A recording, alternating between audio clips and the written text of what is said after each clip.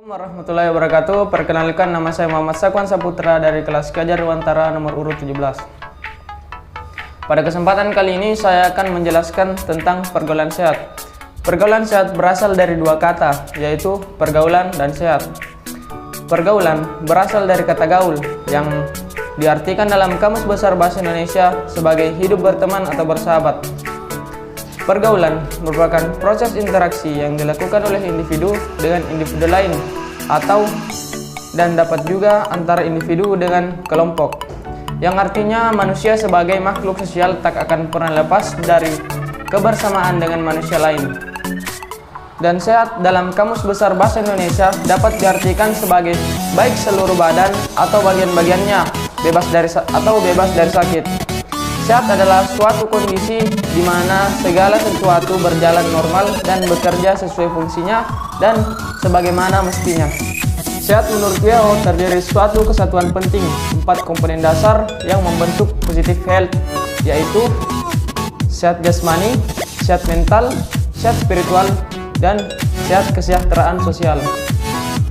Adapun pengertian sehat menurut Undang-Undang Dasar Nomor 23 Tahun 1992, yaitu adalah keadaan sejahtera dari badan, jiwa, dan sosial yang memungkinkan hidup produktif secara sosial dan ekonomi.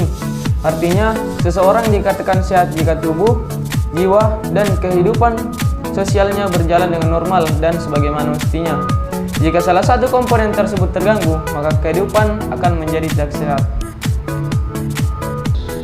Kemudian, remaja. Remaja dalam Kamus Besar Bahasa Indonesia diartikan sebagai mulai dewasa. Masa remaja berlangsung antara umur 12 tahun sampai dengan 21 tahun. Masa remaja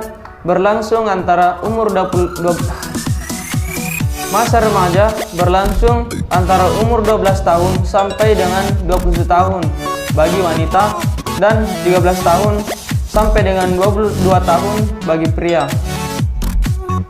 Pergaulan sehat pada remaja.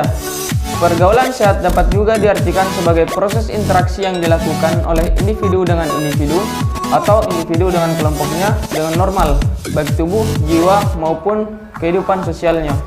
Dimaksud normal adalah para remaja menyadari bahwa pergaulan sesama teman dan kelompoknya adalah suatu keharusan dan menjalankan fungsi sosialnya agar setiap anak memperoleh keuntungan pribadi dalam hal perkembangan kepribadiannya.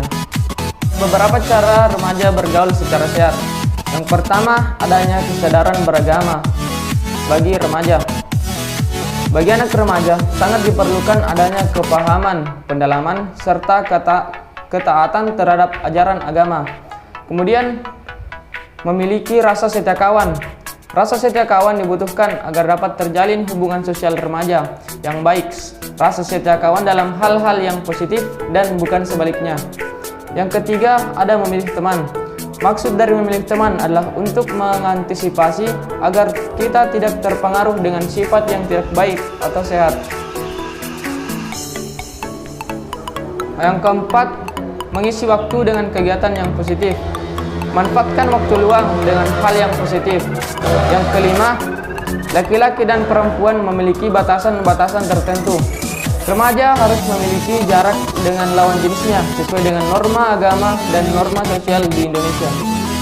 Yang keenam, menstabilkan emosi. Kita harus mampu mengendalikan emosi diri kita. Kemudian ada sikap-sikap dalam pergaulan remaja. Yang pertama, penampilan fisik. Tidak menjamin bahwa seseorang akan disukai karena penampilan fisiknya, tetapi umumnya orang yang bersih dan rapi banyak disukai. Yang kedua, berbicara dan bersikap sopan. Orang bijak sering mengatakan bahwa mulutmu adalah harimaumu, atau kata-kata itu ibarat pedang. Yang ketiga, biasakan untuk memberi dan berbagi. Hal ini dimulai dari hal sepele. Saat kita mempunyai makanan kecil, pulang tidak tawari dengan teman kita. Kalau makanannya sedikit, usahakan jangan makan di tempat-tempat dan berbagi. Yang keempat, hindari pembicaraan yang kurang bermanfaat. Gosip atau menyebarkan desas-desus kelihatannya mengasihkan, tetapi Sikap seperti ini mencerminkan bahwa kita gemar mengungkap aib orang lain dan mengungkap berita yang belum tentu kebenarannya. Yang kelima, mencuri dengar. Kebiasaan mencuri dengar atau menguping pembicaraan orang lain adalah kebiasaan yang tidak disukai. Yang keenam, bersikap peduli saat teman sedang mencurahkan isi hatinya. Simak cerita yang sedang mencurahkan isi hatinya baik-baik dan pahami permasalahannya. Yang ketujuh, rendah hati. Biasakan rendah hati dan jangan terlalu membanggakan diri sendiri atau keluarga di setiap obrolan dengan teman. Yang terakhir, jadilah diri sendiri. Tunjukkan siapa diri kita. Bersikap tegas dan tidak mengorbankan diri untuk sekedar diakui lingkungan pergaulan merupakan benteng bagi kita juga dalam menyikapi pengaruh lingkungan pergaulan kita. Sekian dari apa yang telah saya jelaskan tadi. Assalamualaikum warahmatullahi wabarakatuh.